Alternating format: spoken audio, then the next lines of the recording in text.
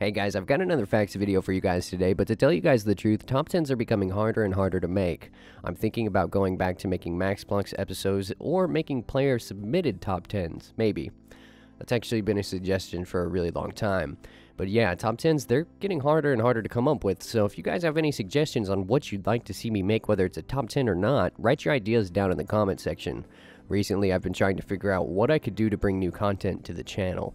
Anyway, I hope you guys enjoyed this facts video. Number 10. In RuneScape 3, if you travel to the very back of Draenor Manor, you'll see some gallows. If you stand there long enough, you'll eventually see a ghost man appear hanging from the rope. If you're fast enough, you can click him, and his NPC name is apparently just Guy. Even more interesting, if you look to the west of the gallows, you'll find a grave, and if you examine it, it says, "Here lies Guy. He told a lie, so we swung him from the gallows high." Which is pretty dark, especially for just telling a lie. Number 9. At the west entrance of Varrock, the cart pusher there walks past the guards, and each time he does, he always asks them how their day is going. Something I recently found out that I didn't know about was that if you manage to kill them all right as he walks past them, he'll say, "Oh, they're all dead." Number 8. So this is something you might remember doing when you were a kid, and you may have forgotten about it. If you look closely at the makeover mage, he seems to be wearing a Yinyang Amulet. In the olden days of RuneScape, players always kept asking how they too could receive an amulet like this, so Jagex eventually made it to where you can buy a Yinyang Amulet from the makeover mage. Although it doesn't really do anything. Number 7. Did you guys know that RuneScape Classic actually has a low detail mode? I mean, I thought the regular graphics of RSC were actually considered low already, but no. RuneScape Classic has a low detail mode. If you press F1, your game will look like this. I didn't think the graphics of RuneScape Classic could get any worse, but I stand corrected. Number 6. A long time ago, Carpentry was a skill in RuneScape Classic. It was originally meant to be like construction that we have today, but Jagex never used it, and here's why. If you look at this picture, to the east of Varrock is a section of player-owned houses. This was a preview of what the skill would entail, but these houses were never added to the game either. The reason is because they had way too many players back then for everybody to be able to receive a house of their own, and this is why construction is what it is today. Number 5. So I'm sure that you've all heard that RuneScape isn't a dating website, right?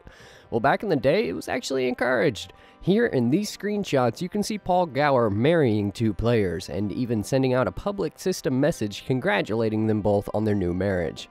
This kind of shocked me. Number 4. So I'm not sure if this counts as a fact or not, but I wanted to tell you guys about it anyway.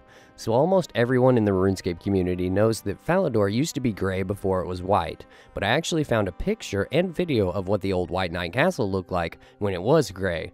It's interesting to me how depressing it looked back then compared to how it looks now.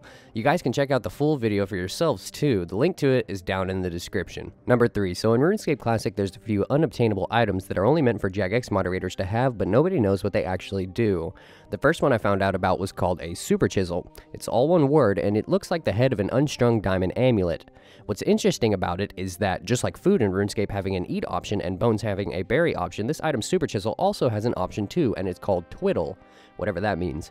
The second item I found out about was also one word, and it's called Reset Crystal, and it has an option that's called Reset, which I'd assume resets the server or something. Basically, these items are just like rotten potatoes that JMods use in OSRS, except for they use them in RuneScape Classic. I never knew about this, and I thought that this was pretty interesting. Number 2. So within the Varrock Church, you'll find a guy by the name of Jeremy Clarkson, and he's sleeping.